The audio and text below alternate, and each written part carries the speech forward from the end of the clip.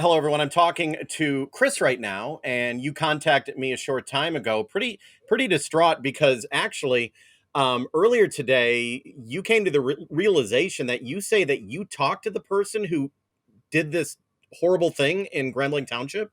I did last week. It was Wednesday or Thursday. I'm running for city council and I'm canvassing, and I had an address on my map that I went to, and I came across a gentleman. He was very friendly, and he had interacted positively with me. And we got out of the vehicle. We started just to talk, and after a short while, the conversation went to the Church of Latter-day Saints, Mormonism, and he just made the position multiple times that Mormons are the Antichrist. And he, in not so many terms, said that several times.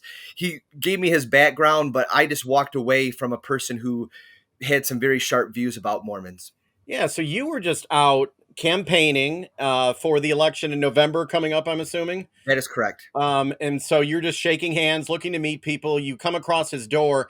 Have you matched it up? Is it the address the same as this person? Have you looked? It is, yes. I mean, it is not only it's the address, but it's also the person that I spoke with. Again, I have a friend in Utah who is involved with the LDS Church. I sent him a voice message saying I had a conversation with a person who had very sharp views, and it's just like you come across a lot of different people while you campaign. Yeah. And I shared this with him on Friday, and then we had our Sunday dinner, and I ended up seeing a photo. That was the exact guy I spoke to last week. So you saw the guy, and I'm not gonna, the shooter. You saw his picture on the news or on social media, and what was your first reaction? Shock. I mean, to have just interacted with a person who, again, he had very sharp views. And when we first started speaking, very positive. We just made just general chit chat, and then he went to his background, how he was a Marine, he had served overseas, and again, I'm going to paraphrase because I'm just going from memory. But he, to start new, had moved out to Utah to plow snow. He then began a relationship with a woman who was in the LDS church, and then in not so many, when the conversation changed to tattoos, which he had a lot of, and how he had to have all his tattoos removed in order to be, in for certain religious ceremonies. Mm. And it was just a piece where I was very careful how I answered, because it's one of those things where I did not know what response was going to be acceptable to him. And so it was a case of like, I just wanted to get off the door and away from him. So you just wanted to be nice and say, "Okay, have a nice day." Exactly. And just try to do it the easiest way possible while kind of just walking, one step at a time.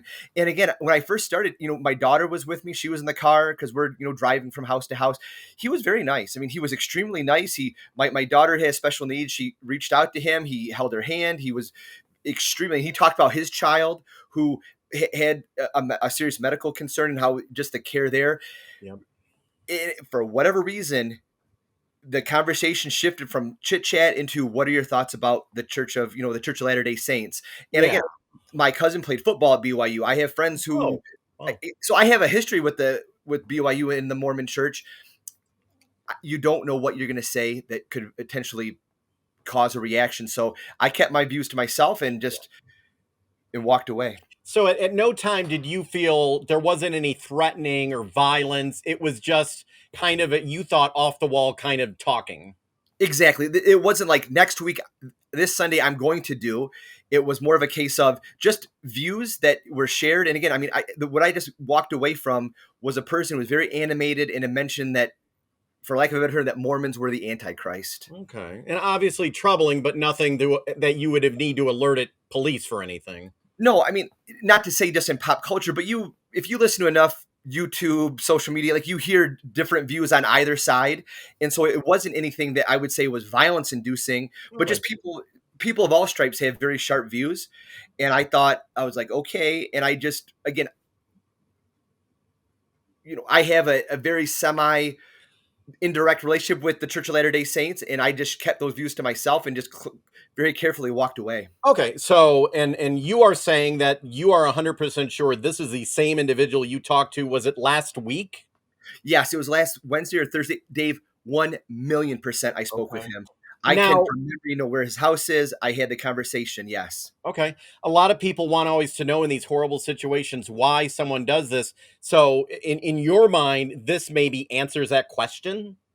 It has to be. I mean, there was very little political talk when we spoke, Yeah. and it wasn't that. I mean, Dave, outside of just like, hey, how are you? How's the weather? It immediately shifted towards his thoughts on the Church of Latter-day Saints. Yeah. How you live in the community, how sad is this? Because I got the call this morning, I heard about it, and I just hard to believe. I mean, I live about a half hour north of where you're at, and I went down there.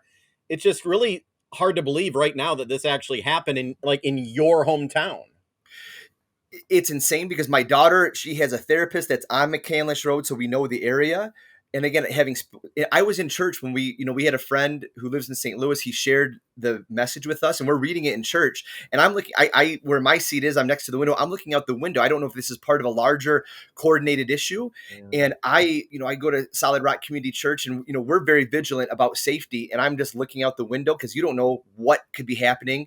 And then I came home this afternoon, and I see a photo of him. 1,000,000% that was the gentleman I spoke with last week. Yeah, really, I mean, a sad situation all around. And when I was working on the news, I couldn't say this, but I think we all need to pray for not only everyone there and the first responders. I was seeing police, I was seeing FBI literally almost in tears having to see these things in person. So I think we need to pray for everybody because this country, it's it's unnerving. It's very scary, and we just don't. When you first hear about it, you didn't know what direction, and then you come to this. And I think what I want to reinforce it. This is not a blue or red issue. This is 100% personally held beliefs. And again, this gentleman kind of told me about his past and about the ups and the downs. Oh, And there, did he go into his military background at all or no? well, he said he was a Marine and that he was deployed overseas. I don't know if it was Iraq or Afghanistan, but he was of that age where it was in the probably early 2000s. And again, he spoke about just some experiences with drug use and making, he said, I'm going to make a change. And he moved. Again, I don't know how. Again, this is we're just doing this in the driveway. So it's Yeah, very someone you just personally. met. We just met, but he was one of those people where he was very animated, very outgoing, and he just shared. And with that, he just, in a nutshell, said, I was looking for a change. I moved to Utah, and then things happened. And I can't substantiate what other things I've heard, but just his experience with the Mormon church led him to have some very sharp views. Okay. And like you said, you are, there's no way for me to confirm what you're saying, but you told me you did reach out to someone else with these concerns like days ago.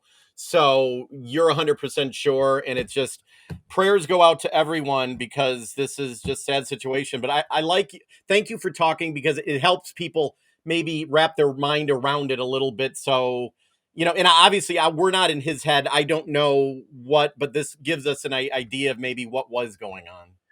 Exactly, and that's the piece too, where I was a total stranger. This was just a house on a street that I had marked to talk to, and I went and and again, it was a very positive, engaging conversation to start, and then it did shift. But in regards to this, like just in terms of this, I have a friend who is involved with the Church of Latter-day Saints in Orem, Utah.